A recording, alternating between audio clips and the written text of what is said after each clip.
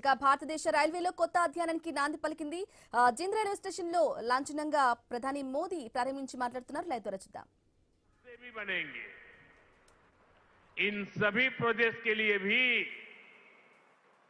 हरियाणा के मेरे सभी भाई बहनों को बहुत बहुत बधाई।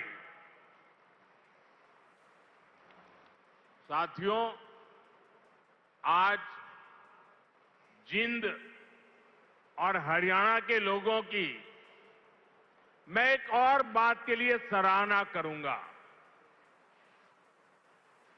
स्वच्छता से स्वागत पहल को आपने जिस गंभीरता से लिया है, जिस तरह मेरे आने से पहले यहां के लोग स्वच्छता अभियान में नए सिरे से नई ऊर्जा से जुटे हैं, वो दिल खुश कर देने वाला है। और मैं देख रहा था पिछले एक सप्ताह से सोशल मीडिया में आपका ये जो सफाई अभियान चल रहा है उसकी भारी चर्चा रही है। लेकिन कुछ लोगों ने ये भी कहा है सोशल मीडिया में, मोदी जी आप बार बार आइए ताकि हमारा जिंद स्वच्छ रहे।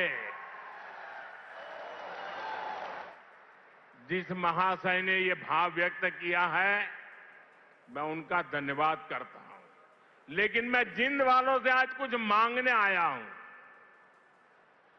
आप मुझे बताइए, क्या इस सफाई के लिए, ये स्वच्छता के लिए मोदी का आना जरूरी है क्या? अगर जिंद के लोग तय कर लें, हरियाणा के लोग तय कर लें कि अब हम गंदगी नहीं करेंगे, तो जिंद कभी गंदा होगा क्या? हरियाणा में गंदगी आएगी क्या? तो काम एक ही करना है, मोदी के आने की जरूरत नहीं है, सिर्फ आप तय कर लीजिए। स्वच्छता ये हमारा स्वभाव बना देंगे, स्वच्छता ये हमारे संस्कार बना देंगे। हम स्वच्छता को इसी तरह अपनी हर दिन की जिंदगी का हिस्सा बनाएंगे। साथियों, अगर हम रेलवे के इतिहास पर नजर डालें तो पाते हैं कि 19वीं सदी के रेलवे की पहचान स्टीम इंजन से बने थे। 20वीं सदी की पहचान डीजल और बिजली से चलने वाली रेल बनी और अब 21वीं सदी की रेल हाइड्रोजन से चलने वाली है। आज भारतीय रेल ने भी 21वीं सदी की इस टेक्नोलॉजी में एक बड़ा स्टेप लिया है। आज जिंद से सोनीपत के बीच हाइड्रोजन ट्रेन चली है। अभी ये सफर 90 किलोमीटर का है, लेकिन भविष्य में इसका विस्तार होने की बहुत संभावनाएं हैं। हम इस पर रिसर्च करते रहेंगे, लागत कम कैसे हो इसका तरीका ढूंढते रहेंगे, एफिशिएंसी कैसे बढ़े इस पर काम करते रहेंगे और बड़ी जांच पड़ताल करते करते एक के बाद एक कदम उठाते जाएंगे। दुनिया में हाइड्रोजन ट्रेन अभी अभी आई है, करीब 7-8 साल पहले ही अस्तित्व में आई है। अभी दुनिया के 3 या 4 देश ही हैं जिनके पास हाइड्रोजन ट्रेन चलाने का सामर्थ्य है, और जिन देशों में अभी ऐसी हाइड्रोजन ट्रेन भी चल भी रही है वहां बहुत शुरुआती दौर में है। लेकिन भारत की जो ये हाइड्रोजन ट्रेन है उसके सामर्थ्य के बारे में सुनकर आपको भी गर्व होगा, एक एक हिंदुस्तानी को गर्व होगा। साथियों, जिंद से सोनीपत को चलने वाली हाइड्रोजन ट्रेन दुनिया की सबसे ताकतवर हाइड्रोजन ट्रेन है।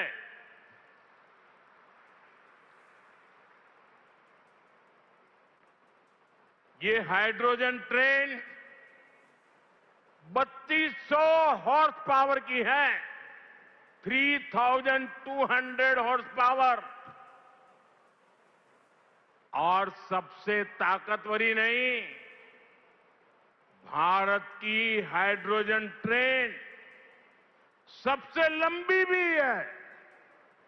दुनिया में जहां हाइड्रोजन ट्रेन चल रही है वो 3 या 4 कोच वाली है, और भारत ने पहली बार में सीधे 10 कोच वाली हाइड्रोजन ट्रेन चलाकर दुनिया में अपना झंडा गाड़ दिया है। साथियों, मैं आपको गर्व की एक और बात बताना चाहता हूं। भारत की यह हाइड्रोजन ट्रेन धुआं रहित तो है ही, ये मेक इन इंडिया का भी एक बहुत सफल उदाहरण है। इस हाइड्रोजन ट्रेन को भारत के ही इंजीनियर्स ने डिजाइन किया है, भारत की ही कंपनी ने इसको बनाया है। साथियों, यह हाइड्रोजन ट्रेन बाकी ट्रेनों से बिल्कुल अलग है। इसके लिए पूरा सिस्टम अलग चाहिए, पूरा इंफ्रास्ट्रक्चर अलग चाहिए। यहां जिंद में भी इसके लिए तमाम सारी व्यवस्थाएं बनाई गई है। और साथियों, आने वाले समय में यहां हाइड्रोजन ट्रेन से जुड़ा और भी इंफ्रास्ट्रक्चर बनेगा। नई नई फैक्ट्रियां लगेगी जो हाइड्रोजन ट्रेन नेटवर्क की जरूरतों को पूरा करेगी। यानी इस ट्रेन से हरियाणा के नौजवानों के लिए रोजगार के अनेक नए अवसर बनने तय है। साथियों, पिछले 12 वर्षों में भारतीय रेल में जो ये बड़े बदलाव हुए, इससे भारत को एक और फायदा हुआ है। आप देख रहे हैं कि पिछले कई महीनों से पश्चिम एशिया में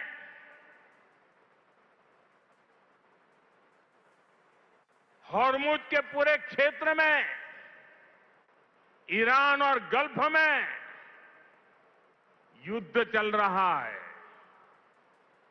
और जिस समुद्री रास्ते से, हॉर्मुज से भारत बहुत बड़ी मात्रा में पेट्रोल, डीजल, एलपीजी गैस, हमारे किसानों के लिए खाद उसी रास्ते से आता है, उसी समुद्री मार्ग से आता है। लेकिन पिछले 3-4 महीनों से ये रास्ता निरंतर युद्ध का मैदान बन चुका है, संकटों से घिरा हुआ है। साथियों, अगर 2014 से पहले अगर ये स्थिति आती तो आज हिंदुस्तान का रेलवे का काम पूरा का पूरा ठप पड़ा गया होता। क्योंकि उस समय 2014 में देश का बहुत बड़ा हिस्सा था, ऐसा था जहां हमारी ट्रेनें सिर्फ और सिर्फ डीजल से चलती थी। अब आप सोचिए, अगर डीजल आना बंद हो गया होता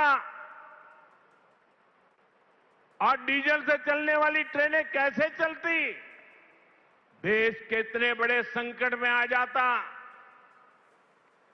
लेकिन साथियों,